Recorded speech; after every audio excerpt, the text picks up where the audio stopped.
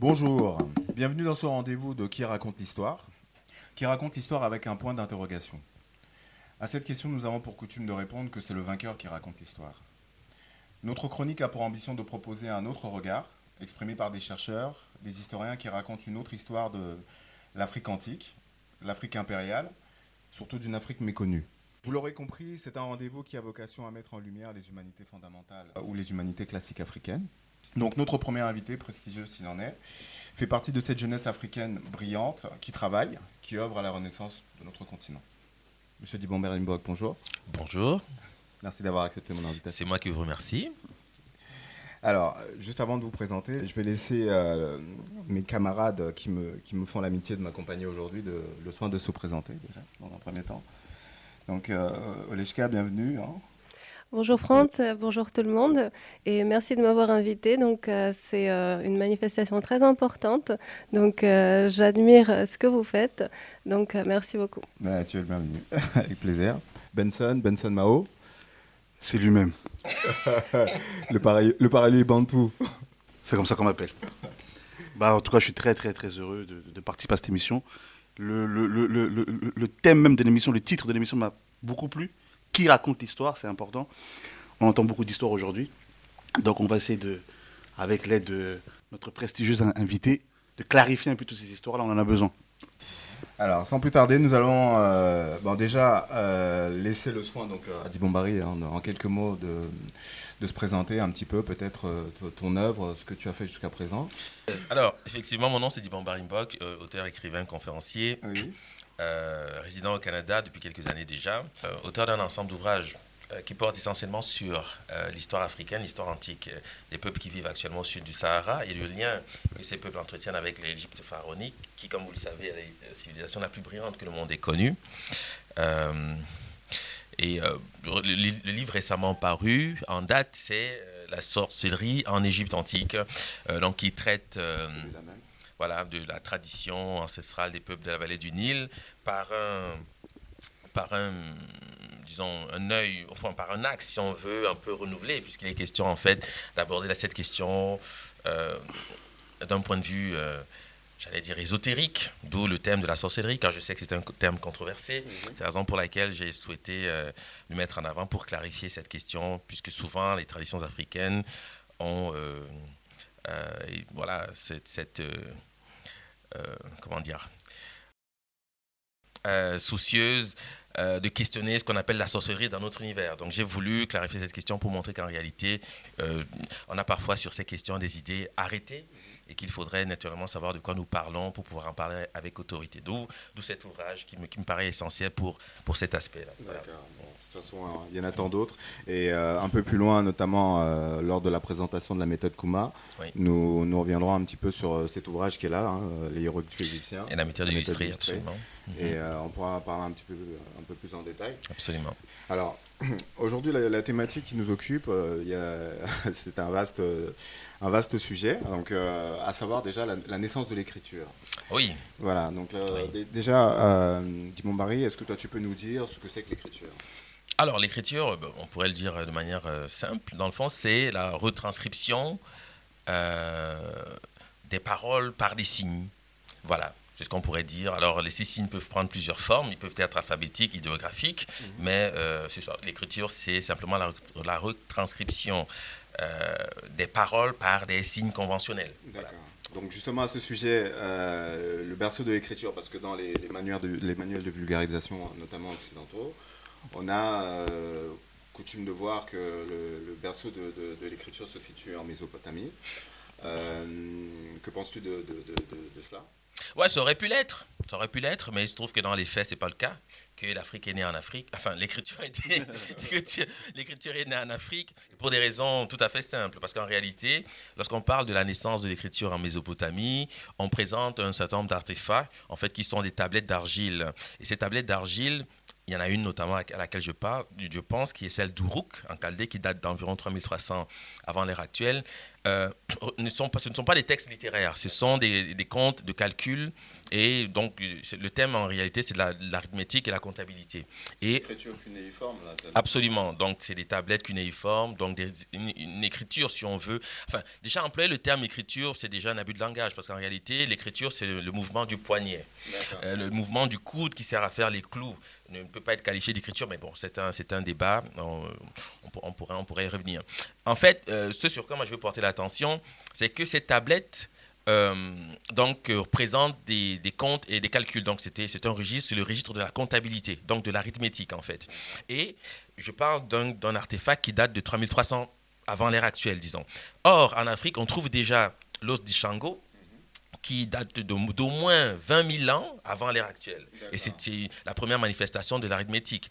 Quand je dis première, je pourrais même corriger aussi ce propos, parce que l'os de Lobombo, qui est un péroné de babouin, est encore plus ancien et il présente aussi un système arithmétique. Donc si on juge que l'écriture, c'est le calcul, comme c'est le cas pour l'argument qui consiste à présenter la Mésopotamie comme étant le berceau de l'écriture, eh bien c'est en Afrique que l'écriture est née, manifestement, puisque l'os d'Ishango, aujourd'hui, qui se trouve dans un musée en Belgique, est encore... voilà, il existe. Donc, par contre, le texte littéraire en soi naît aussi en Égypte antique, à travers les textes des pyramides notamment, qui est le premier corpus philosophique et spirituel attesté dans l'histoire de l'humanité. Donc l'écriture à proprement parler est naturellement née en Afrique, et les hiéroglyphes égyptiens ont donné naissance à l'alphabet tel qu'il paraît aujourd'hui. Par contre, l'écriture cunéiforme n'a pas eu de postérité, c'est-à-dire que c'est une écriture qui a disparu. Absolument, qui n'a pas eu de postérité. Par contre, à contrario des hiéroglyphes égyptiens qui vont donner naissance à l'alphabet grec, l'alphabet phénicien, etc. Donc, si on parle d'écriture réellement en termes de concept opératoire, naturellement, c'est l'Afrique qui est le berceau de l'écriture. Voilà. J'ai juste une question, c'est quoi l'écriture cunéiforme ? C'est une écriture en forme de clou. Cunéiforme dérive du mot clou en réalité. Donc, c'est une sorte ce sont des pointes qui sont gravées dans de l'argile et qui servent à une forme d'interprétation, disons. C'est ce que je peux dire de manière simple, en fait. Donc, cunéiforme, c'est simplement un dérivé de clou. Voilà. Et c'est ce qui précédait Non, on pourrait pas le dire, dans le sens que, généralement, on fait naître les hiéroglyphes à peu près à la même époque. Mais c'est des conventions, naturellement, parce que la datation reste à être précisée. Mais la Mésopotamie a eu l'avantage, précisément, effectivement, d'user de cette écriture cunéiforme, donc les Assyriens, etc., les Sumériens, à la différence des Égyptiens anciens, donc des peuples de la vallée du Nil, qui, eux, ont opté pour les idéogrammes, c'est-à-dire les hiéroglyphes tels que nous les connaissons aujourd'hui, qui, eux, vont donner naissance à l'alphabet, en fait. Donc, c'est deux systèmes différents. Et on voit même... Au niveau du traitement de l'écriture, par exemple, le mot papier, qui est le support de l'écriture, vient du mot papyrus, qui est un mot grec, en fait. Voilà. Donc, les tablettes d'argile n'ont pas eu de postérité, et puis, c'est ça. Donc, justement, tu as parlé d'idéogramme à un moment donné. Oui. Ça m'emmène à la question suivante, à savoir qu'est-ce qu'un hiéroglyphe ? Un hiéroglyphe, en fait. Le mot hiéroglyphe, c'est un mot... qui procède d'une étymologie grecque, qui veut dire en fait les écritures gravées ou les caractères gravés en grec. Donc, mais ce n'est pas le mot authentique pour nommer cette écriture, puisqu'en Égypte antique, ils avaient une manière de nommer cette écriture. Bon, on translitère, c'est-à-dire on attribue des valeurs alphabétiques à cette composition graphique, on translitère Medunetcher, qui littéralement veut dire la parole divine, la parole de Dieu en quelque sorte. Bon, mais les hiéroglyphes sont des idéogrammes, c'est-à-dire des dessins qui représentent des idées et des concepts. Voilà, donc lorsqu'on représente un objet, par exemple, je sais pas, le faucon ou le lion ou l'ibis, par exemple, c'est pour solliciter en fait le vocabulaire qui se rattache à cet objet représenté. Et ce vocabulaire fait appel à des concepts par un système d'homonymie qu'on va aborder lorsqu'on parlera plus précisément de la méthode. Absolument. La méthode commune que tu proposes. C'est ça. À cette question, naturellement, on a envie de savoir qui étaient les anciens Égyptiens. Parce qu'aujourd'hui, je sais notamment qu'en 1974, il y a eu le fameux colloque du Caire. Absolument. Organisé par l'UNESCO. Absolument. Qui s'est réuni, en fait, si tu peux déjà nous en parler un peu du colloque du Caire. Oui, en fait, parce qu'à l'époque, naturellement, il y avait un enjeu qui consistait à déterminer le phénotype et l'origine des anciens Égyptiens. Phénotype, ça signifie l'apparence extérieure, c'est-à-dire comment est-ce qu'ils étaient. Et c'est un colloque qui a réuni un ensemble d'égyptologues, les plus connus de l'époque, donc notamment Cheikh Anta Diop, le professeur Théophile Obenga, qui représentait l'Afrique à ce colloque, et durant lequel il a été démontré que l'Égypte antique était une civilisation typiquement africaine. Donc voilà, c'est très important. Mais maintenant, d'où viennent les Égyptiens? Naturellement, il y a des témoignages. Il ne s'agit pas simplement d'une posture idéologique, parce que les Grecs, qui étaient des témoins oculaires, ont témoigné précisément de l'origine des anciens Égyptiens.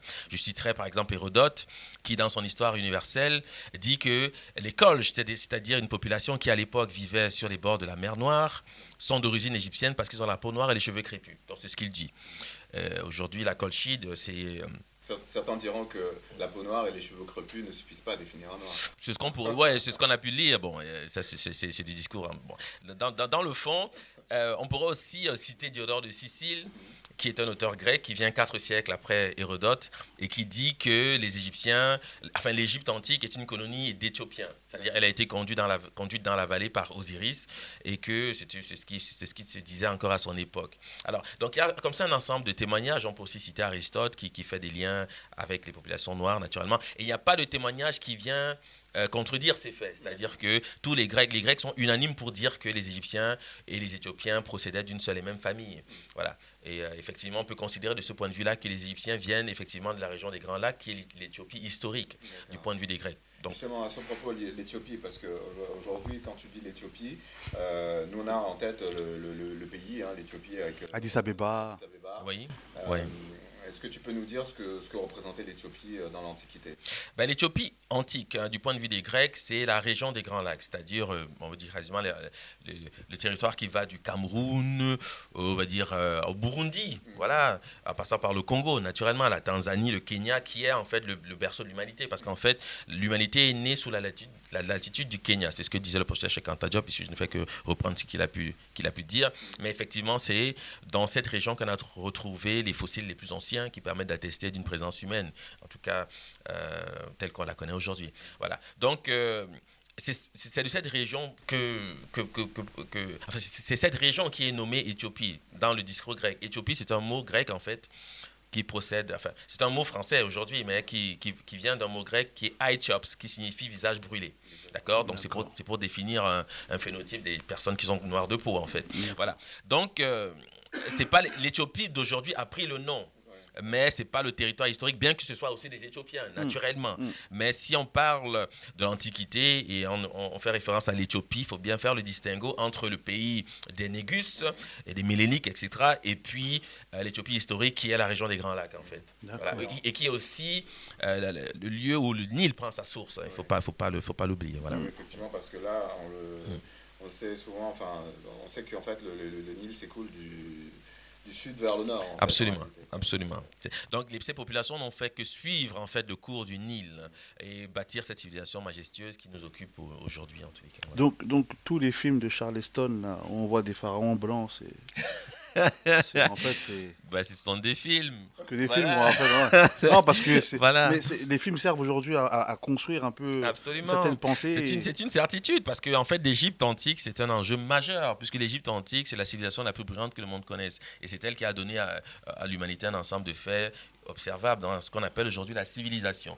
Donc, il y a une créance qu'on souhaite accorder aux peuples qui ont été en mesure de bâtir cette civilisation, parce qu'ils ont fait les temples, ils ont fait les pyramides, un ensemble de choses. Et devoir admettre qu'il s'agit d'une population africaine peut supposer une forme de renversement de ce qui est cru, hein, généralement, puisqu'on a souvent pensé que l'Afrique n'a pas d'histoire, hein, pour ceux qui ont pu lire Hegel, par exemple, Kant. On a souvent pensé, comme l'a pu le dire le président Sarkozy à une certaine époque, que l'homme africain n'est pas suffisamment... Donc, voilà le discours ambiant, qui est principalement ou essentiellement d'ordre idéologique, hein, il n'est pas basé sur des faits. Donc, l'Égypte a cette... et c'est la seule civilisation sur laquelle on entretient un flou quant au phénotype. Hein. Les Grecs, c'est clair, les Assyriens, c'est clair, les Romains, c'est clair, il n'y a pas de discussion possible. Mais quand vient l'Égypte, puisque c'est le berceau et la source de toutes ces... Voilà, alors on entretient un discours, une sorte de flou. Pourtant, il suffit... une ambiguïté voulue, quoi. Il suffit d'aller aux momies, de faire des calibrations pour la mélanine, ce genre de choses, pour comprendre. Et c'est ce que Cheikh Anta Diop a fait dans son laboratoire de l'IFAN à Dakar. Donc, pour nous, ce n'est même plus une question, puisque aujourd'hui, par la linguistique, linguistique, et c'est bien attesté que c'était une civilisation africaine. Les hiéroglyphes l'attestent par le traitement que nous en faisons. Donc ce n'est plus simplement une posture idéologique. Et l'intérêt de l'Égypte, c'est pas simplement de se gargariser de ce passé, mais l'Égypte peut servir à renouveler les concepts africains, les sociétés africaines et la tradition africaine, parce que c'est la manifestation de notre paradigme. C'est-à-dire notre vision du monde, libre de toute influence étrangère. En fait, un peu comme le Wakanda, on en parlera tout à l'heure. Voilà, c'est ça. C'est pour ça, parce que c'est très important. Parce que, et en plus, là, tu parles effectivement d'une posture actuelle, de cette vision idéologique. Mais j'ai cru comprendre que dans l'Antiquité, c'était absolument pas ça, quoi, dans la mesure où, par rapport aux nombreux témoignages, notamment des Grecs de l'Antiquité. Absolument. Parce qu'entre-temps, il y a eu ce qu'on appelle le siècle des Lumières, qui fut pour nous le siècle de l'obscurité, il faut le dire, puisque c'est l'époque où a été théorisé un ensemble de concepts racialistes, en fait, qui consistent à diviser l'humanité en races et puis à classifier l'humanité, à classer en catégories, comment dire, peuple... inférieur, supérieur, ce genre de choses. Donc voilà. Les trucs de craniométrie. Absolument. C'est là peut-être pour toi qu'est né le racisme ou bien Oui, certainement. En tout cas, qu'il a été théorisé. Parce que le racisme ne consiste pas à ne pas aimer quelqu'un qu'on voit dans la rue. Le racisme est systémique. C'est un système. Donc quand on dit qu'on lutte contre le racisme, ce n'est pas être détesté par son voisin. Parce qu'on peut aimer ou pas aimer. L'antipathie, ça existe. Ça fait partie des relations humaines. Ce n'est pas ne pas aimer quelqu'un. Le racisme devient problème lorsqu'il est systémique. Donc quand tu cherches un appartement, quand tu cherches un travail, le système est conçu pour t'empêcher. Voilà, c'est le principe même de l'apartheid, de la ségrégation. Ça, c'est ce qu'on appelle le racisme. Le racisme, ce n'est pas de ne pas aimer tel ou tel... Parce qu'il est noir ou parce qu'il est blanc. Voilà, ça, c'est pas du racisme. Et lutter contre ça, c'est une fumisterie. Une fumisterie, parce qu'en réalité, on a toujours eu des affinités, des préférences. Voilà, qui peuvent être affectives, qui peuvent être de tout ordre. Et voilà, des connivences aussi qui sont naturelles, culturelles. Ça, c'est pas de cela que nous parlons. Et en Égypte, effectivement, on rencontre des auteurs qui parlent du rapport que les Égyptiens avaient avec les étrangers, les personnes rousses ou les personnes dites blanches, comme on le dit aujourd'hui. Bon, c'est un terme qu'on emploie, je l'emploie comme ça parce qu'on va comprendre ce que je dis. Et les Égyptiens, on le dit, ils étaient absolument réfractaires à côtoyer des personnes de rousses pour plusieurs raisons qui sont aussi d'ordre religieuse. Voilà, on a pu penser que c'était un préjugé. Cheikh Anta Diop le traite comme un préjugé. Il n'a pas tort de le dire parce qu'aujourd'hui, on voit bien aussi le traitement que nos sociétés font. Les sociétés africaines, tout au moins, réservent aux albinos, ce qui n'est pas un traitement enviable ni digne. Donc, mais ce n'est pas ça le racisme. Le racisme est réellement... il y a un aspect systémique qu'il faut apporter. C'est ça qui pose problème. C'est-à-dire quand on vit dans une société multiculturalisée, en tout cas multiraciale, on doit pouvoir avoir les mêmes chances. Voilà. Et c'est là que le racisme intervient. Il a été théorisé par des gens connus. Et très absolument. Pour les plus extrêmes, parce qu'il y en a aussi qui, je veux dire, Voltaire a produit une littérature abondante là-dessus. Victor Hugo a des propos assez... Voilà. Donc c'est ça. Alors, donc, si je comprends bien, est-ce qu'à l'heure d'aujourd'hui, on peut synthétiser ces propos et affirmer avec certitude que l'Égypte antique était noire, que les pharaons étaient noirs, que les Égyptiens étaient noirs et que donc par conséquent leur production, donc l'héritage donc africain, donc égyptien, était noir, parce que pour une personne novice qui découvre ces propos, ça peut être des propos très violents. Donc une personne novice qui n'a aucune connaissance de l'Égypte, ou alors même des historiens, des intellectuels qui croient savoir des choses, est-ce que on peut expliciter le discours qui dit que l'Égypte, certes, était noire, mais qu'il y avait aussi des métis, ce discours qui tend à diluer un peu l'apport des Noirs à la civilisation égyptienne. Le point que vous apportez, en fait, est majeur. Alors, le succès des idéologues a été de donner à la vérité l'apparence d'une démarche révolutionnaire. C'est-à-dire aujourd'hui, quand on dit que l'Égypte est une civilisation africaine, typiquement africaine, vous l'avez dit, ça peut choquer. Pourtant, ce n'est que la simple vérité. C'est l'inverse qui aurait été curieux d'imaginer que les Égyptiens aient été autre chose qu'Africains, puisque on sait bien de quelle origine ils se réclamaient et ils se reconnaissaient. Bon. Maintenant, ce que je dois dire aussi, c'est que quand au fond, il n'existe pas réellement de civilisation noire. parce que la coloration de la peau n'est pas un élément déterminant pour juger d'une civilisation. La civilisation fait appel à un ensemble de concepts qui effectivement sont portés par l'Éthiopie historique, les peuples sédentaires historiquement, mais le phénotype n'est problématique aujourd'hui que pour le motif qu'il y a eu précisément le siècle des Lumières. C'est-à-dire qu'on a voulu racialiser. Donc aujourd'hui, on parle plus de la couleur de peau des gens parce que voilà, ça fait partie du discours ambiant. Mais la notion de race est une notion en fait absolument récente et surtout géographique. Hein, c'est ce que disait notamment le professeur Cheikh Diop. Et donc, par conséquent, il n'existe pas non plus de civilisation métissée. Parce que le métissage n'est que... Voilà, c'est un peu comme si... voilà, on questionnait un champ parce qu'il y a eu des échanges entre deux espèces d'arbres. Puis voilà, nous ne sommes pas de cet ordre-là, nous sommes des êtres humains. Donc nous sommes des êtres humains. L'être humain ne se définit pas par rapport à la couleur de sa peau, certainement par rapport à la culture qui fait partie du paradigme. Un blanc peut naître en Afrique du Sud et être plus africain, entre guillemets, qu'un Africain né en France ou ailleurs. Vous voyez, donc ce n'est pas la couleur de peau qui détermine réellement la culture ou la civilisation en tant que telle. C'est plutôt le paradigme, le projet civilisationnel. Et effectivement, de ce point de vue-là, l'Afrique a un projet civilisationnel qui est manifeste en Égypte antique à travers la religion, les structures politiques, l'organisation de l'État, un ensemble de choses qui sont connues, le droit, etc.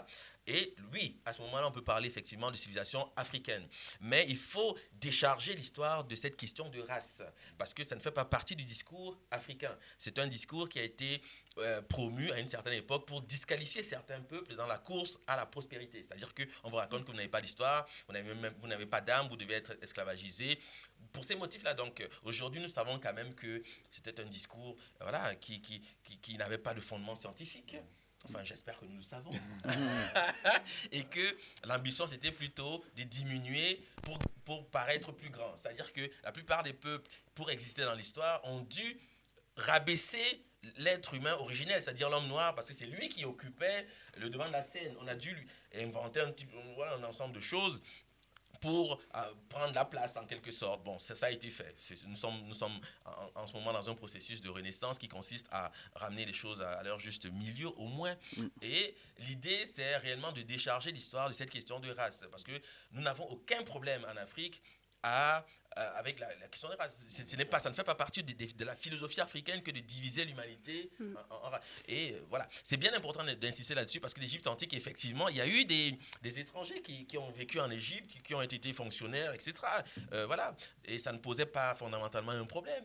Et il n'y a même pas de discours vraiment recherché sur ces questions en Égypte. C'est-à-dire que voilà, ça faisait partie des choses qui sont dans le monde.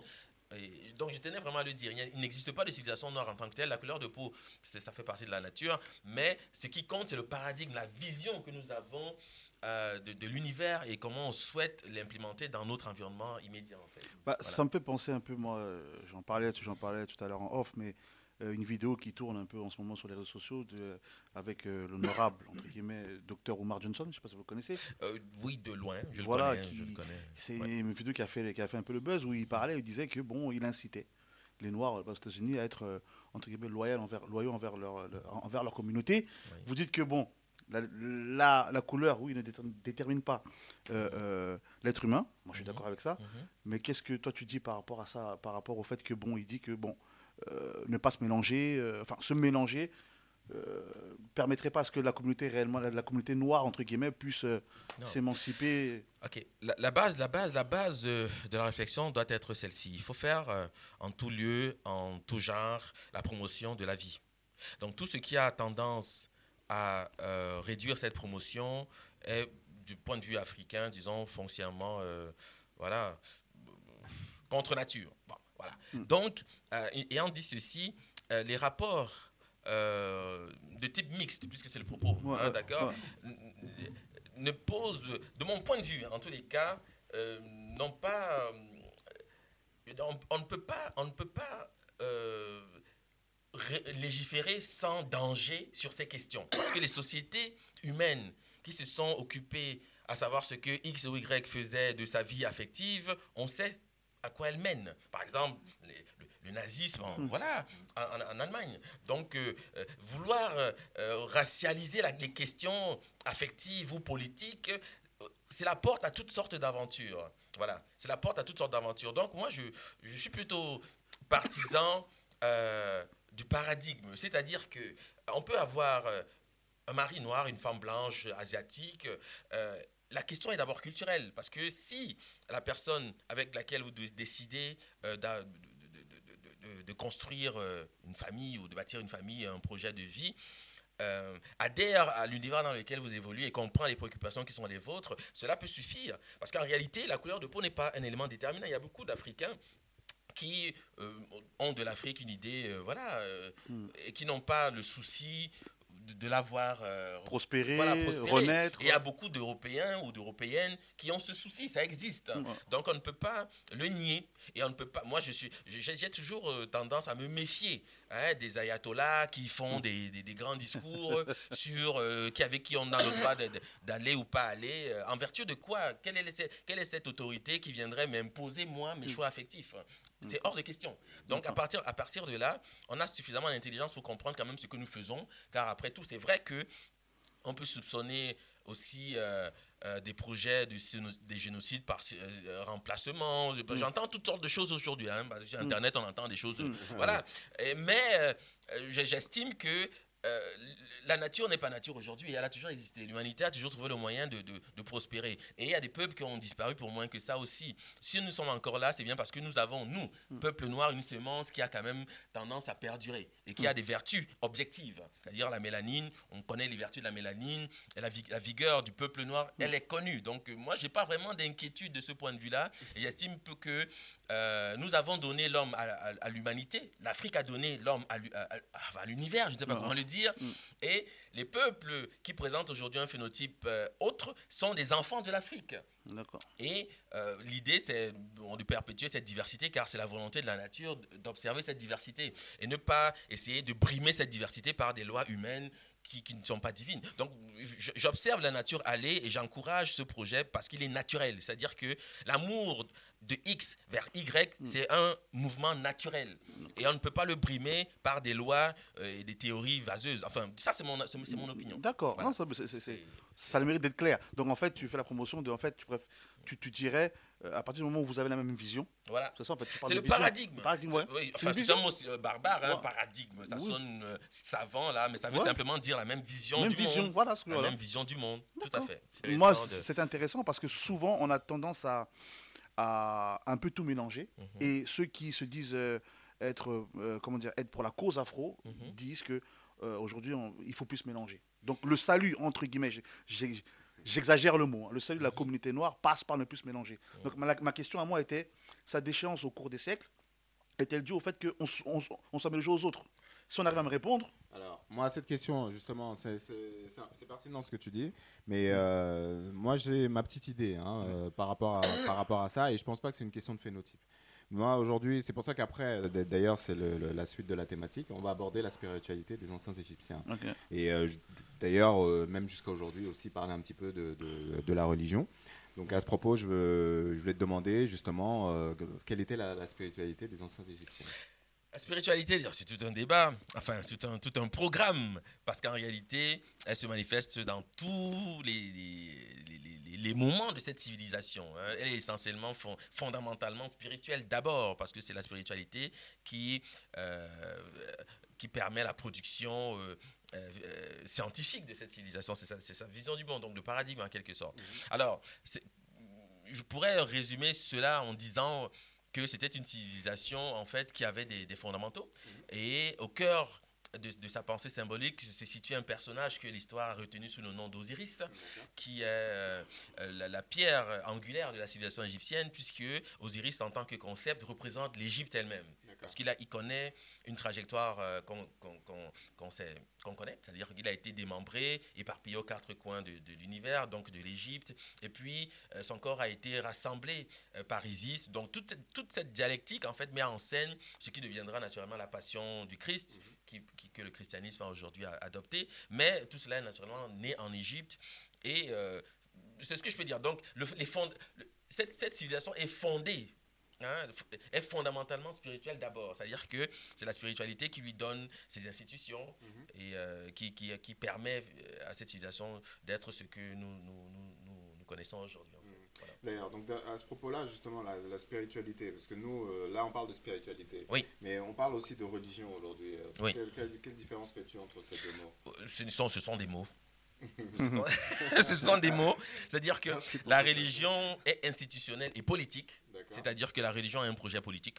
C'est une question de regroupement, d'intérêt, lobby. C'est ça, c'est vraiment de ça qu'il s'agit, sauf que c'est un mot qui rentre dans un registre dit spirituel. Mais la spiritualité est d'abord une approche, j'allais dire, disons personnelle, des questions liées au rapport au divin. Une relation avec le divin. Voilà, c'est ça. Et relation intime. C'est ça. Mais la religion vous sert des dogmes, vous des rites, organise votre vie jusque dans votre chambre à coucher. Vous voyez? Donc, c'est des choses, voilà, c'est une institution qui a son importance parce qu'on peut comprendre aujourd'hui que beaucoup d'hommes et de femmes qui sont nos contemporains sont attachés à cette manière de questionner d'approcher la question spirituelle, mais ce n'est pas vraiment de la spiritualité au sens où l'Africain l'entend. C'est-à-dire que la spiritualité, réellement, c'est un rapport intime avec le divin qui n'a pas nécessairement comment dire, le souci d'un gourou, de quelqu'un ou d'un maître à penser, quelqu'un qui va vous dire comment organiser votre vie. Non, donc voilà de mon point de vue où se situe la nuance. Donc d'ailleurs à ce sujet-là, concernant les ancêtres égyptiens, pour les néophytes, on va peut-être revenir sur Osiris, tu as parlé, parce que les personnes qui ne connaissent pas l'Égypte antique notamment ont dans leur imaginaire le fait que c'était une civilisation polythéiste, des gens qui adoraient plusieurs dieux. Oui. Donc toi, qu'est-ce que tu peux dire à ce sujet-là? Parce que bon, j'ai entendu des choses comme quoi Akhenaton serait le père du monothéisme, des choses de ce genre-là. Donc est-ce que tu peux en parler? Oui, alors effectivement, la question du monothéisme et du polythéisme est centrale pour les motifs que, bon, ce sont des concepts. Bon, je dirais déjà en forme d'introduction que ce sont des concepts qui ne sont opératoires que pour la pensée en fait occidentale, parce que l'Afrique ne connaît pas ces catégories-là. Monothéisme, polythéisme, bon, ce sont des mots, on voit à quoi ils renvoient, mais réellement, c'est pas une question. L'Afrique a toujours théorisé l'unicité de la divinité. Il n'y a pas une tradition africaine qui connaît plusieurs dieux. Ce n'est qu'une question d'hypostase et de représentation et de spécialisation au niveau des castes qui existent d'un ensemble de faits ou de particularités d'une divinité. Par exemple, en Égypte antique, le démiurge, c'est-à-dire le créateur, ou disons celui qui organise l'univers, a un nom, on va l'appeler par exemple Atum, et il va procéder par hypostase. Donc de lui vont naître un ensemble de divinités, entre guillemets, donc Shut, Tefnut, Geb, Nut, Osiris, Isis, Set, Nephthys, etc. Mais c'est toujours lui, ce n'est qu'une représentation. Voilà, c'est toujours lui qui se multiplie. En fait, c'est le principe de l'atome, si on veut, ou le principe de la cellule. Parce que les Africains ont conceptualisé cette question en observant la nature et comment elle se déploie. Voilà. Donc ce n'est pas c'est pas parce qu'une graine donne un arbre qui produit 100 fruits que c'est 100 espèces. C'est toujours la même qui se multiplie. Voilà. Et c'est vraiment ça le principe opératoire en Égypte quand vient le temps de questionner la notion de divinité. C'est-à-dire, cette multiplicité est simplement une spécialisation dans des domaines et d'autres, mais c'est toujours la même divinité. Et l'Afrique n'a pas de mots autres que pour exprimer cette question. L'Afrique a toujours théorisé la question de l'unicité de la divinité, et cela est valable depuis l'Égypte, bien avant ce pharaon qu'on appelle précisément Akhenaton. Alors Akhenaton a un rôle particulier parce que lui, effectivement, il va accomplir une réforme qui aura vocation à éliminer en quelque sorte le processus initiatique ou ésotérique, parce qu'il a voulu éliminer ces spécialisations pour avoir un rapport divin et se présenter comme le prophète, c'est lui qui est immédiatement en relation avec la divinité. Et donc c'est une autre vision qui va prospérer avec les religions que nous connaissons aujourd'hui, qui sont le judaïsme notamment, le christianisme et puis l'islam. Mais l'Afrique a quand même gardé ce rapport étroit à l'initiation, c'est-à-dire au principe ésotérique qui consiste à rentrer dans un cycle, être formé pendant plusieurs années et aboutir à une forme de connaissance. Ce que les religions dites révélées aujourd'hui n'admettent pas nécessairement, parce qu'aujourd'hui, il suffit d'aller s'asseoir un dimanche à l'église, lire un verset ou deux et puis imaginer qu'on a compris ces questions. Donc c'est une autre approche en quelque sorte. Voilà. Donc ça signifie en fait que les religions dites révélées ont en quelque sorte falsifié le cours précédent de l'histoire pour pouvoir asseoir leur autorité politique et religieuse sur les peuples et pour pouvoir en fait spolier la religion égyptienne. Quels sont les emprunts qui ont été faits en fait à la spiritualité égyptienne? Il n'y a pas de religion sans l'Égypte antique. C'est-à-dire que je veux dire, les principes fondamentaux de la civilisation égyptienne touchent à ce que nous connaissons aujourd'hui. Je prends l'exemple de l'Eucharistie, la question de la résurrection. Je donnerais même un exemple pour être compris. Alors oui, juste pour, si tu peux préciser l'Eucharistie. Bon, moi je suis un petit peu, c'est pour certains, mais pour préciser ce que c'est que l'Eucharistie, par exemple. Ben, c'est le partage du pain et du vin. Okay. C'est un rituel chrétien qui consiste à procéder au partage du pain qui représente le corps du Christ et puis le vin qui représente son sang. Mais le vin, c'est quoi? Le vin, c'est le produit de la vigne. Or, la vigne c'est un arbre essentiellement associé à Osiris, même dans les représentations égyptiennes. Et le pain, c'est quoi? C'est le produit du blé. Osiris est fondamentalement lié au blé dans les représentations égyptiennes. Donc c'est déjà le corps d'Osiris qui est manifestement partagé de cette manière, puisque l'Égypte même admettait le démembrement du corps d'Osiris. Oui. Et les Égyptiens pratiquaient ce rituel bien avant l'avènement du christianisme. Donc ça, c'est un exemple.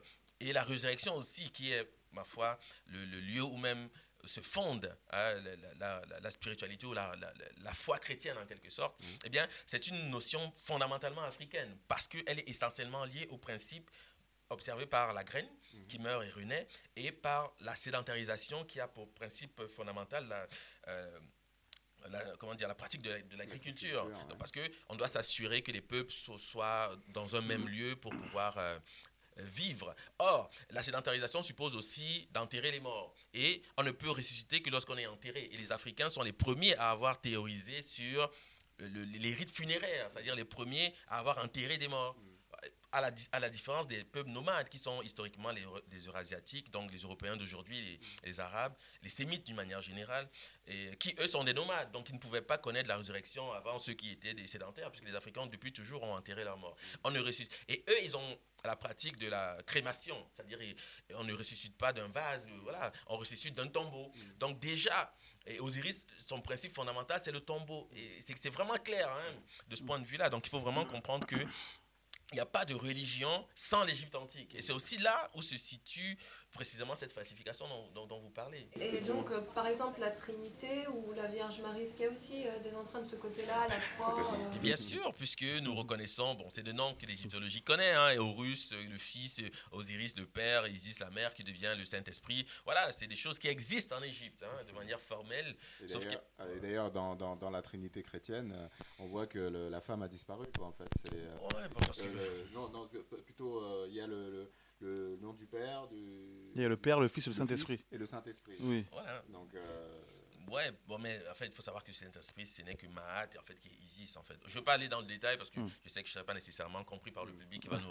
Mais voilà, c'est des choses qui existent et effectivement, le professeur Cheikh Anta Diop parlait naturellement de falsification de l'histoire, mais parlait également de crimes contre l'humanité. Parce que plus je veux dire, catégorique sur cette question. Il disait que c'est un crime contre l'humanité que d'avoir tenté de brimer l'Afrique ou de doter à l'Afrique cette possibilité d'accéder à son ancestralité par un simple discours idéologique.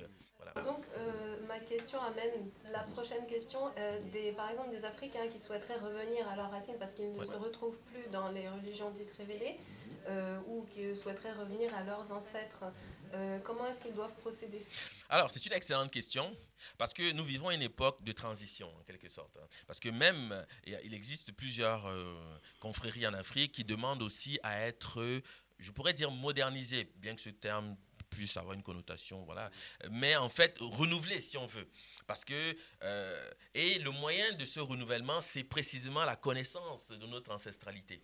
C'est précisément l'éclairage que peut jeter l'Égypte pharaonique sur nos confréries, nos rites actuels traditionnels, la manière d'organiser la spiritualité africaine, qui peut permettre à l'Afrique de renouer en fait avec sa spiritualité originelle. Donc actuellement, je ne pourrais pas moi, en tant qu'individu, conseiller à quelqu'un d'aller ça ou là. Les gens savent d'où ils viennent généralement. Ceux qui sont de la diaspora, donc des îles, les Antilles, souvent ils vont en Afrique parce qu'ils ont une forme d'affinité. Il est aussi possible d'avoir des recherches du point de vue de l'ADN pour savoir exactement d'où l'ancêtre est venu et s'intéresser à la tradition spirituelle du peuple ancestral.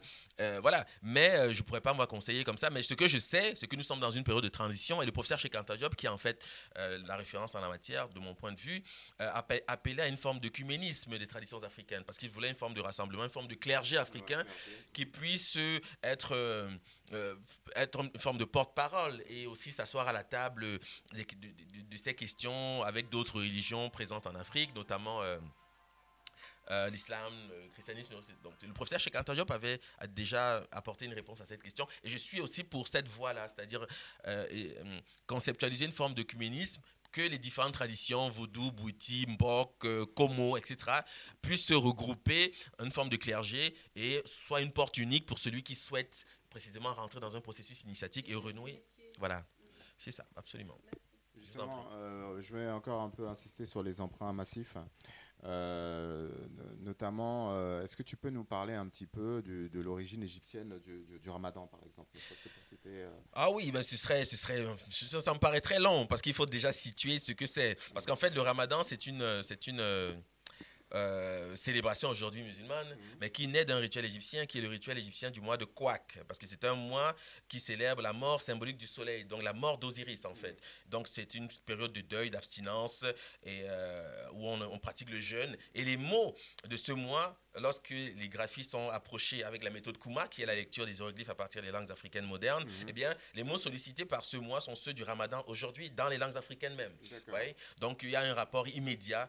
Et les mots identiques, les mêmes mots. Oui, pour dire le jeûne, pour dire le ramadan dans certaines langues africaines, on utilise le mot qui est sollicité par la graphie égyptienne. Ça, c'est clair et c'est net. Je le montre dans le livre La sorcellerie en Égypte antique, notamment. Voilà, c'est ça.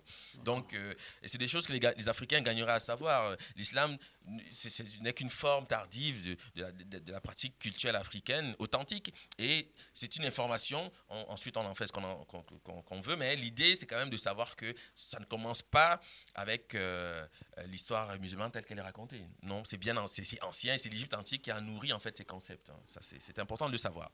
Voilà. Alors, donc, avant d'aller de poursuivre, de présenter la méthode Kuma, dont tu te revendiques, pour rester sur la question de la spiritualité, est-ce que tu peux nous parler en quelques mots de cet ouvrage, donc Le Dieu Noir? Parce que quelqu'un ici sur le plateau voulait savoir pourquoi Le Dieu Noir, pourquoi ce titre, en quelques mots, ce qu'il en retourne. Oui, en fait, Le Dieu Noir, c'est pas un livre fondamentalement basé sur la spiritualité. C'est une anthologie en fait qui regroupe un ensemble de textes écrits par des auteurs africains et qui sont commentés. Et en fait qui présente le monde noir dans son éclat et sa décadence en quelque sorte, pour essayer de faire une forme de résumé de ce qui a pu arriver et de ce qu'on peut en tirer comme enseignement en quelque sorte. Donc on aborde les sujets, donc l'esclavage, naturellement l'Égypte pharaonique et des choses un peu plus modernes, donc la politique, etc. Donc voilà. Et la présence des Africains en Asie aussi, historique, parce que vous savez que les Africains ont été en Asie, ils ont fait un ensemble de choses. Et c'est d'ailleurs dans ce livre que j'ai pu, pour la première fois, découvrir qu'il y a eu des samouraïs noirs, par exemple, au Japon. Donc c'est des choses importantes qui peuvent servir à l'éducation. Le samouraï Yasuke, d'ailleurs, il y a un projet de film qui est... Absolument. Il est attendu, j'espère qu'il sera à la hauteur de nos attentes. Mais c'est ça. Donc c'est Le Dieu Noir, pourquoi le titre? Parce que je connaissais à cette époque en fait des questionnements sur la spiritualité. Et je m'étais approché dans l'ensemble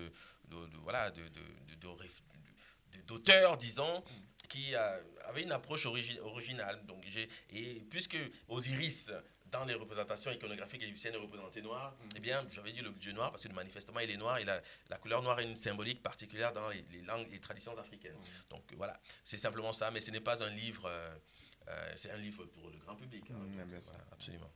tout cas, si vous pouvez le procurer. D'ailleurs, comment on peut se procurer tes ouvrages Alors ici à Paris, c'est la librairie Taméry qui est dans le 10e arrondissement. Autrement, c'est sur Internet, Amazon, les sites de vente de livres. Mais pour les déplacements, pour ceux qui peuvent se déplacer, ou alors faire commander la FNAC éventuellement, mais Taméry existe, est à Paris. Et puis voilà, c'est une librairie qui nous soutient dans nos démarches de recherche. Donc c'est souvent, on souhaite souvent que ceux qui s'intéressent à ces questions puissent y rendre pour au moins découvrir la librairie et savoir un peu ce qui s'y passe. Voilà. Et juste d'ailleurs, une petite parenthèse, combien d'œuvres jusqu'à disons une trentaine. Ah, oui, une trentaine de livres.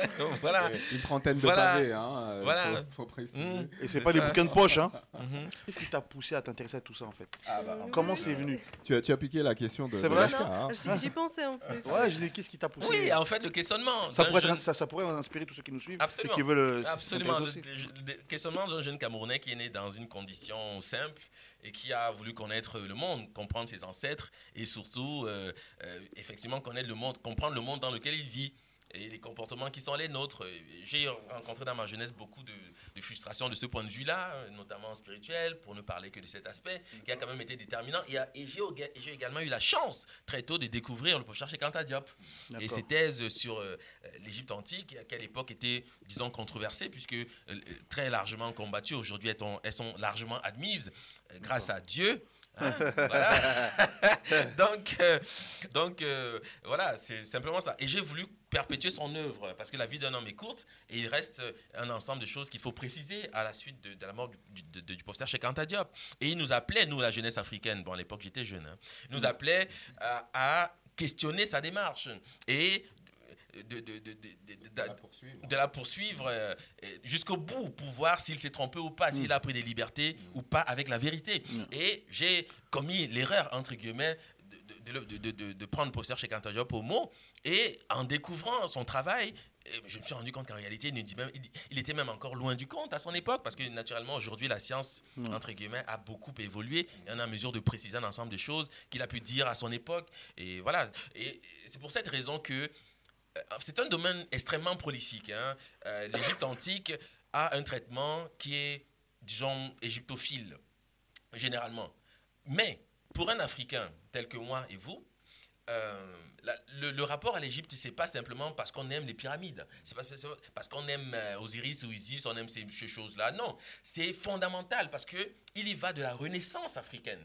Parce que c'est l'Égypte antique qui va renouveler les corpus philosophiques, académiques en Afrique. Parce que tu anticipes ma prochaine question, enfin l'une de mes prochaines questions. Mais nous reviendrons là-dessus. C'est intéressant. Je voulais qu'il finisse. Tu allais dire quoi en fait? Oui, comme la Grèce, comme la Grèce l'a fait pour l'Europe. Hein. Exactement le même. Le prochain Cheikh Anta Diop en parlait, c'est-à-dire que l'Égypte antique est pour l'Afrique ce que la Grèce a été pour l'Europe. Sauf que la Grèce est fille de l'Égypte antique. En fait, c'est non seulement le berceau de l'humanité, mais c'est aussi le berceau de la Renaissance africaine. Absolument, absolument. Et c'est pour cette raison que c'est un moment extrêmement prolifique et j'encourage ceux qui s'intéressent à ces questions, voilà, d'y croire parce que c'est un monde à découvrir. Alors, pour ceux qui voudraient s'intéresser à la question, à part les ouvrages qui sont disponibles à la librairie Taméry, c'est ça? C'est ça. Tami, est-ce que vous pouvez conseiller des inspirations que vous avez eues à part Cheikh Anta Diop? Naturellement, le prochain des écrivains, Benga, qui est son Théophile Benga, ouais. qui est son disciple. Il y en a d'autres. Hein. Il y a Firmin, comment il s'appelait? Antenan Firmin, effectivement, qui était un anthropologue haïtien, qui a écrit un ouvrage majeur qui est De l'égalité des races humaines en réponse à Gobineau, précisément, qui théorisait sur l'inégalité des races humaines. C'est ceux-là qui me viennent en mémoire. Il y en a beaucoup d'autres. Hein, les professeurs, beaucoup d'ouvrages aussi sur le panafricanisme. Garvey, Popocla aussi, il se trouve que c'est un ami aussi, qui a écrit sur l'esclavage des Noirs dans les îles, les Caraïbes. Et ce sont des ouvrages quand même importants. J'espère l'inviter d'ailleurs. Popocla, si tu pourras m'arranger. Oui, absolument, ce sera avec plaisir. Il y a Juliette Smeralda aussi qui a fait un travail remarquable sur le cheveu crépus. Donc il y a un ensemble de choses qui concourent à nous retrouver tels que nous sommes. Et aujourd'hui, il ne manque pas d'informations de ce point de vue-là. Il s'agit simplement d'aller sur Internet et puis de faire quelques deux, trois clics pour arriver à des choses qui nous sortent du sillon dans lequel l'histoire On a été récente... plongé. Voilà. Mais donc, si je comprends bien, il faut de la volonté. Tout est disponible sur Internet. Absolument, Être curieux. Absolument. Tout Alors, est disponible. moi, j'ai juste une question. Comme la rencontre d'aujourd'hui porte sur l'écriture, qui serait née en Afrique, qui est née en Afrique. Je t'ai repris. Non, c'est pas un lapsus. En fait, là, je synthétise la pensée de certains qui vont nous écouter, Ouais. certaines personnes qui vont se dire sûrement, oui, mais bon, il raconte n'importe On quoi. fabule. Ouais. Oui, mais bon, c'est la réalité. Mais en revanche, on dit en Afrique, donc il y a un proverbe qui dit que quand un vieillard ou un ancien meurt, c'est toute une bibliothèque qui meurt. Donc, comme l'Afrique est en général connue pour sa tradition orale, voilà, si on a inventé l'écriture, comment ça se fait que on transmet la culture par voie orale et qu'on n'a pas des supports Ça, des supports écrits. C'est une excellente question, je tiens à le dire, parce qu'en réalité, ce n'est qu'une question d'occasion de démontrer que, en fait, cette vision est erronée. Parce qu'on veut bien accorder à l'Afrique cette oralité pour soustraire de cette Afrique l'écriture. C'est exactement de cela qu'il s'agit. C'est-à-dire que oui, vous êtes une civilisation, mais orale, et puis nous sommes, c'est l'écriture. D'où d'ailleurs l'argument de Senghor qui a pu dire à une certaine époque que... la raison est Hélène et l'émotion est nègre. Voilà. Donc il a totalement épousé cette manière de concevoir les choses. Bon, ça lui a valu d'être un académicien. Bon, voilà. Donc, mais la réalité, c'est que l'Afrique connaît les deux. C'est-à-dire que, par exemple, si on traite de l'Égypte antique, le dieu qu'on appelle Thoth, c'est le dieu de la parole, mais c'est aussi l'inventeur de l'écriture. C'est aussi l'inventeur de l'écriture, des mathématiques, de toutes ces choses-là. Donc l'Afrique assimile les deux. Parce que chez nous, l'écriture, c'est la parole. L'écriture n'est pas distinguée de la parole. Les hiéroglyphes, c'est la parole divine. C'est une parole. Ce n'est pas écriture au sens où on le comprend aujourd'hui, où on fait la distinction entre ce qui est écrit et ce qui est dit. Pour nos ancêtres, écrire... C'est l'expression de la parole. C'est la parole. D'ailleurs, Voilà. à ce sujet-là, je reconnais que dans une de tes communications, tu parlais, je crois que c'est Diodore de Sicile qui parlait de la façon de décrire les hiéroglyphes. Oui, absolument. C'est d'ailleurs la raison pour laquelle j'ai abouti à la méthode Kuma. Parce qu'en réalité, lui, il dit que ce n'est pas un système syllabique, que c'est un système qui fonctionne avec la métaphore. Et la métaphore, pour un grec, c'est le transport d'une chose, enfin, le transport du nom d'une chose à une autre. Donc, ça veut dire en réalité qu'il y a une relation d'homonymie dans le fonctionnement des hiéroglyphes. Donc, c'est ce que je montre nettement dans le livre Les hiéroglyphes égyptiens, la méthode illustrée, où j'expose la méthode Kuma qui permet d'accéder aux hiéroglyphes à partir des langues africaines modernes, effectivement. Donc, c'est la parole. Pour répondre à la question, l'Afrique ne fait pas de différence. C'est pour cette raison qu'on voit aujourd'hui des djélis, c'est ceux qui jouent la kora en Afrique. Voilà. Mais il faut savoir que l'instrument de musique, même dans l'imaginaire égyptien et les mythes égyptiens, procède de l'invention de cette divinité qu'on appelle Thoth. C'est la divinité qui est non seulement consacrée au registre de la parole, mais également de l'écriture, parce que c'est lui, effectivement, qui est l'inventeur de l'écriture. D'accord, donc ça veut dire en fait que les deux sont liés et que l'idée qu'on a, c'est un mythe. C'est un mythe qui est récemment voilà, il est récent, il est construit pour des motifs qu'on peut voilà, absolument, l'Afrique, non, parce qu'on veut bien vous céder l'oralité, puisque c'est un fait, mais on vous refuse l'écriture parce que la Mésopotamie. Mais la posture mésopotamienne, c'est une posture purement idéologique.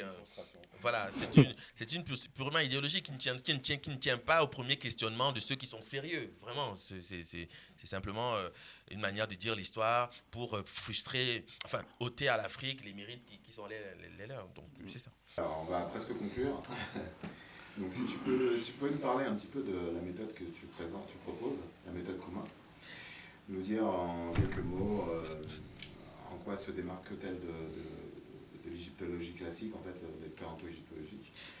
Oui, alors la méthode Kuma, en fait, le terme déjà Kuma, c'est un mot qui existe dans la quasi-totalité des langues dites soudanaises, dont les langues de l'Afrique de l'Ouest, pour traduire le thème de la parole. Kuma signifie parole. En Bambara, par exemple, ou en Bamanan, Kuma, c'est la parole, le mot, le verbe, etc. Alors, il se trouve aussi que Kuma désigne cet oiseau échassier qu'on appelle l'ibis, qui est l'animal qui est consacré à Thoth dans les représentations égyptiennes. Donc c'est le motif pour lequel j'ai trouvé qu'il fallait une forme d'hommage à cette ancestralité pour voilà, solliciter cette énergie voilà, pour travailler avec ces éléments-là. Donc, et alors la méthode Kuma, en quoi est-ce qu'elle diffère de l'espéranto égyptologique? En égyptologie, en fait, jusqu'à récemment, le traitement des hiéroglyphes tel qu'il apparaît est essentiellement fondé sur le syllabisme et l'alphabétisme, en fait. Donc, c'est ce qu'on appelle l'espéranto égyptologique. Comment on procède? Lorsqu'on trouve une graphie égyptienne, c'est-à-dire une composition idéographique, on attribue à chaque signe une valeur alphabétique et en faisant cet exercice, en fait, on dit qu'on a translittéré. C'est-à-dire que, par exemple, lorsqu'on rencontre le nom authentique de l'Égypte, on va vous représenter un signe qui est le signe classé I6, qui représente soit un bout de charbon brûlant pour l'école allemande. Les Français disent que c'est la peau du crocodile avec ses écailles. Moi, je prétends que c'est le dos de la terrure, c'est-à-dire le dos du porc-épic, pour des motifs que nous verrons en conférence ce soir. Et d'autres signes, en fait, donc le hibou, et puis voilà le thème de la cité. Et on translittère KMT. Et on rajoute des E pour dire Kemet. Voilà, et on dit que donc c'est le nom authentique de l'Égypte. Donc cette manière de procéder a été initiée par les travaux de professeur Champollion, donc du français Champollion, qui a déchiffré les hiéroglyphes à l'aide de la pierre de Rosette. Et depuis... Alors, juste une précision, lequel Champollion? Parce que je sais qu'il y en a deux. Oui, le jeune en fait, parce que Figeac, son aîné, n'était pas vraiment versé dans les langues en tant que tel. C'était un historien, mais pas vraiment porté sur les langues. C'est le Champollion, le jeune, qui était en Égypte, voilà, qui a vraiment fait un travail remarquable pour comment dire, la connaissance de cette civilisation. La méthode Kuma procède différemment. En fait, elle est basée sur un argument simple qui attesté dans un ouvrage, donc la bibliothèque historique de Diodore de Sicile. Diodore de Sicile, c'est un auteur grec contemporain des anciens Égyptiens. Bon, c'est déjà la période tardive, car c'est vers le 1er siècle de l'ère actuelle, mais il a visité l'Égypte depuis le delta jusqu'à Thèbes.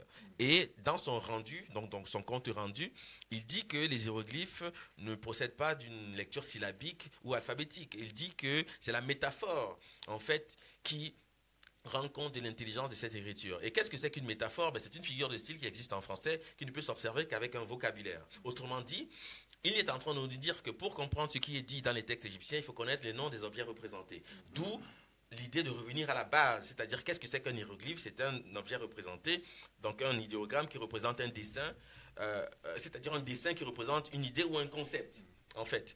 Et, je vais prendre un exemple concret pour me faire comprendre. La galette de pain, qui est un signe qui existe en égyptien pharaonique. Donc on dessine une galette de pain pour dire que le thème du féminin en égyptien pharaonique. On vous dit que ce signe veut dire la femme, le féminin, tout ce qui se rapporte au féminin. Les égyptologues pensent que c'est la lettre T.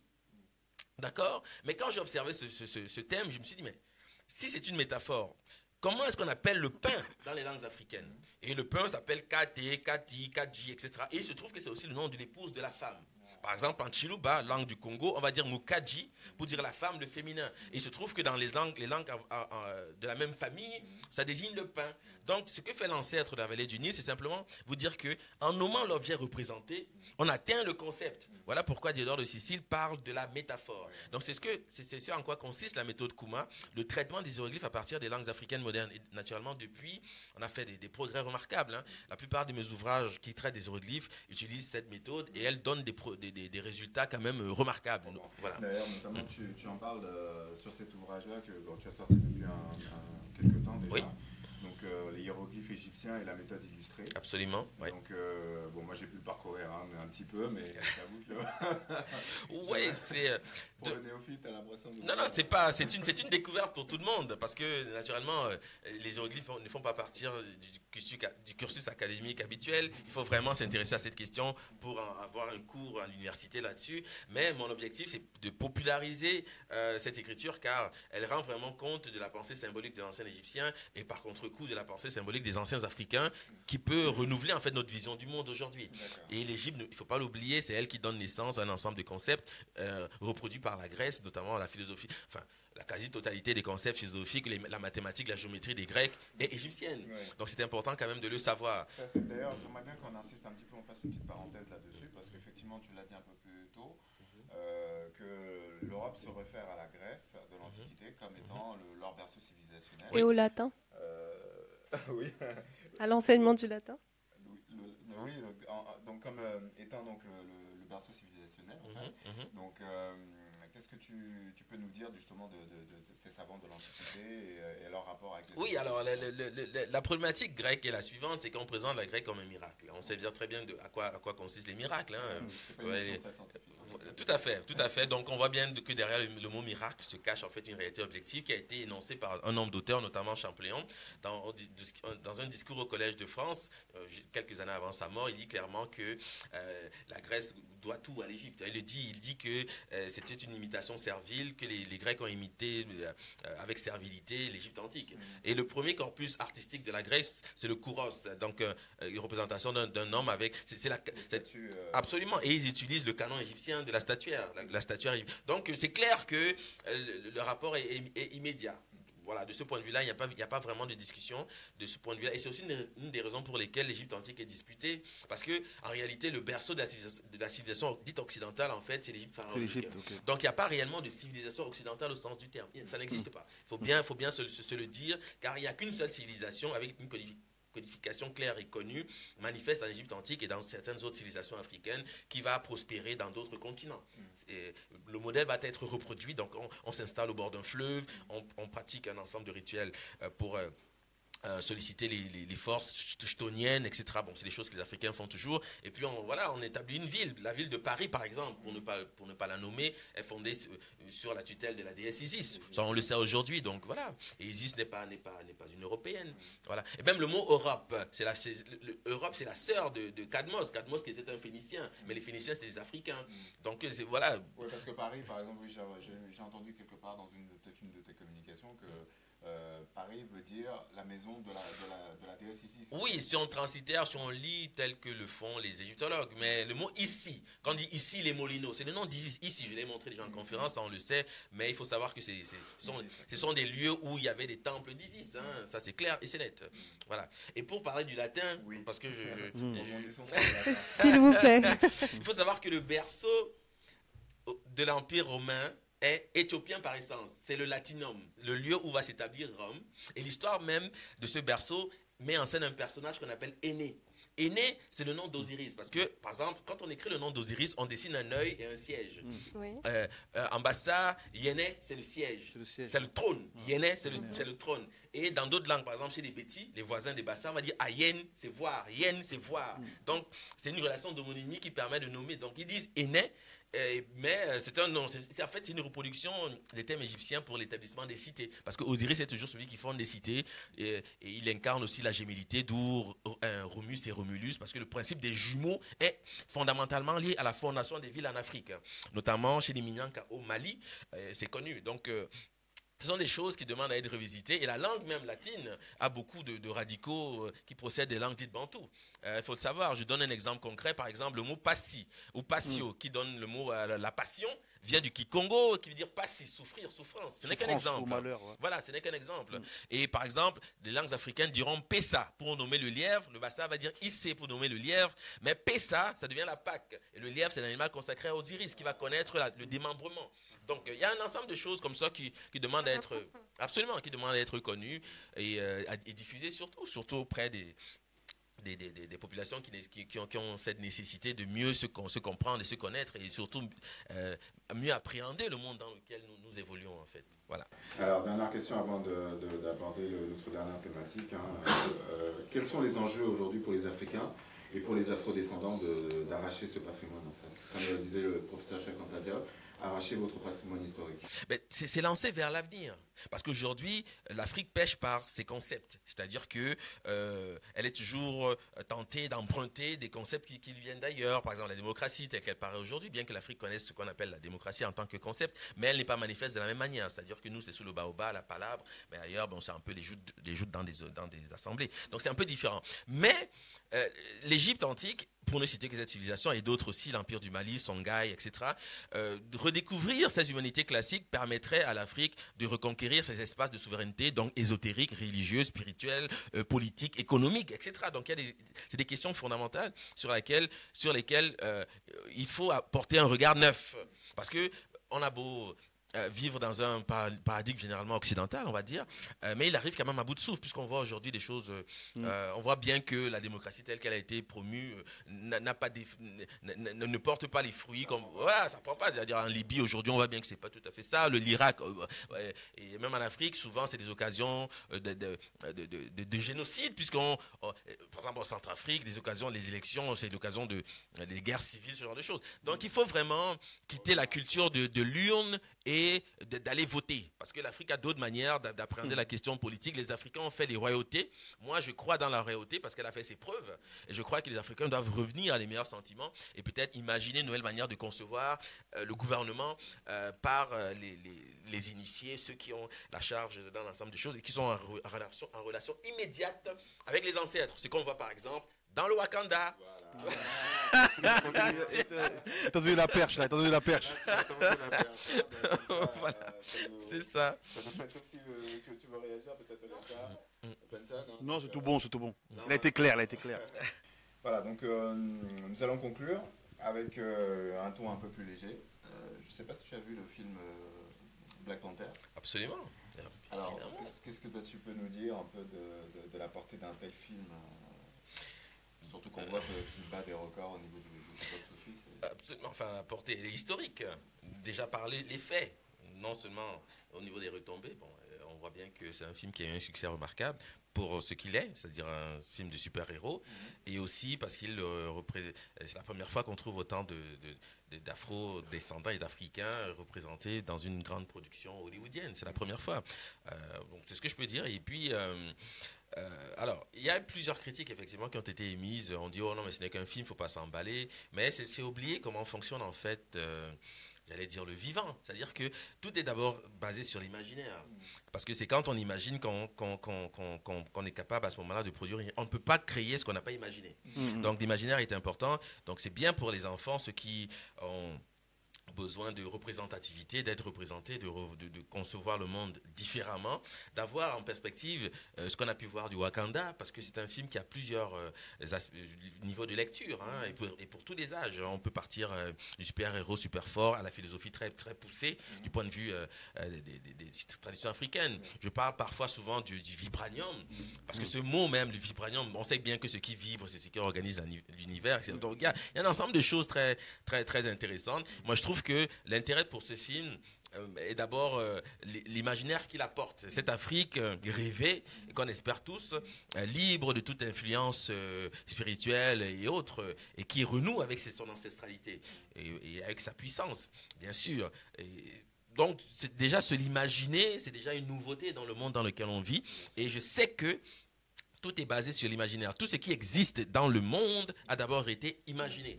Et les questions, c'est pour ça que je parle parfois souvent du siècle des Lumières, parce que ça a d'abord été des écrivains, des gens qui ont fait et puis c'est resté comme ça, et aujourd'hui on subit les conséquences réelles des projections.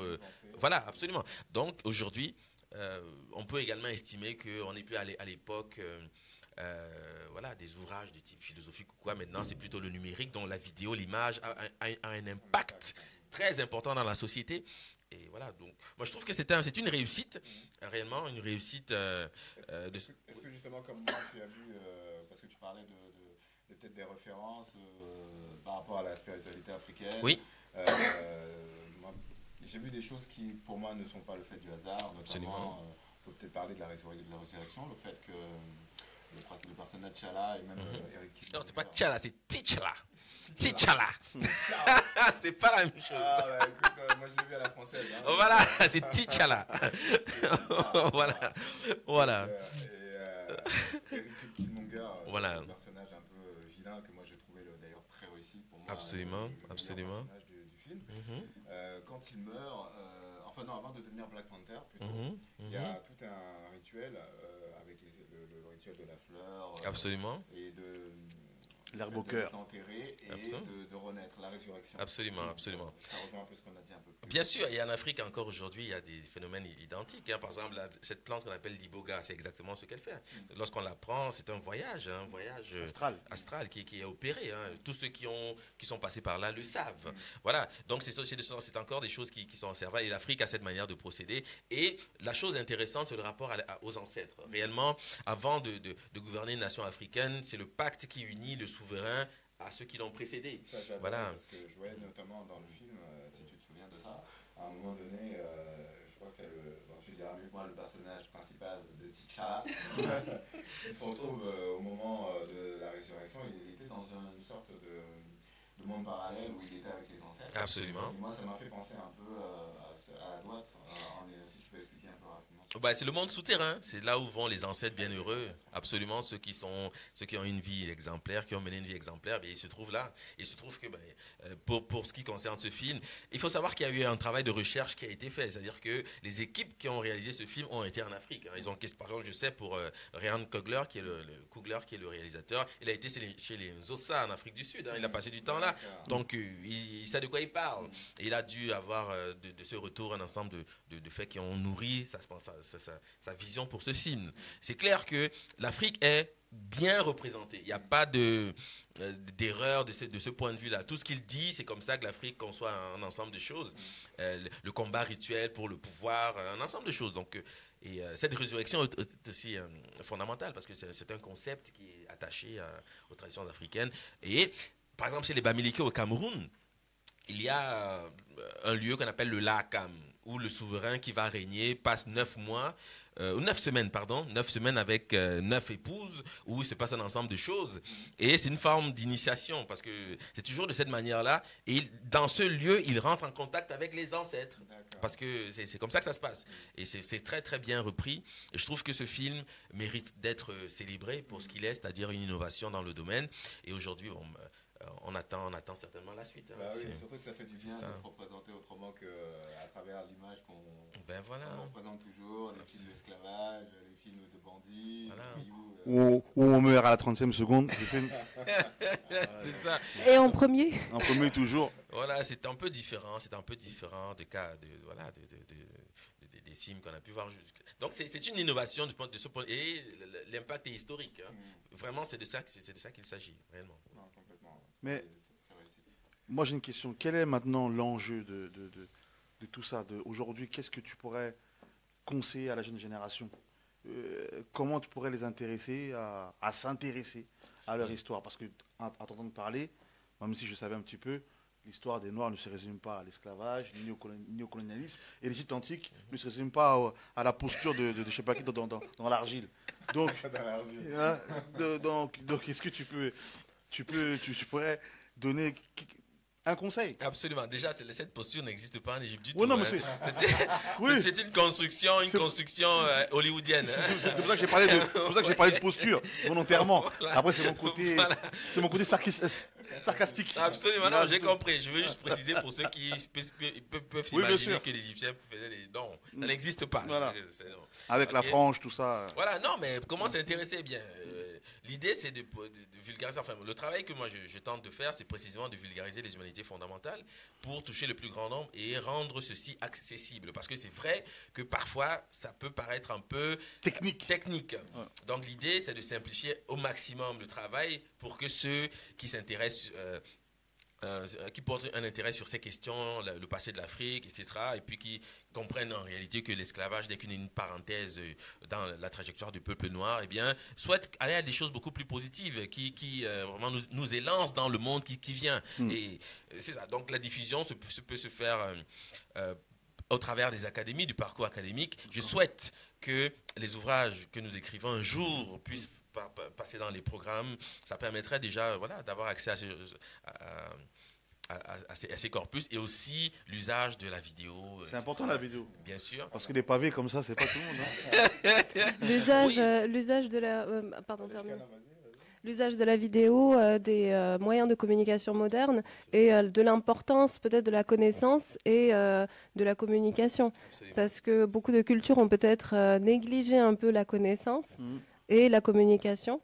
et on voit où ça a mené. Voilà. Absolument, absolument. C'est très important, effectivement, de se familiariser avec les outils qui permettent de communiquer. Et je crois que si nous sommes ici rassemblés, c'est essentiellement grâce à l'outil Internet, par exemple. Bien sûr, on s'est tous connus comme ça. Voilà, donc ça montre bien l'impact. Autrement, on aurait été chacun dans son coin, sans jamais s'imaginer qu'il y a d'autres personnes qui pensent comme nous, ou en tout cas qui ont de l'intérêt pour ce que nous pouvons faire dans la vie. Donc c'est ça. Vraiment, nous vivons une ère nouvelle et c'est nouveau. C'est un challenge pour l'Afrique parce qu'elle doit se familiariser avec tout cela. Et moi, je vois cela comme un signe aussi, un signe des temps.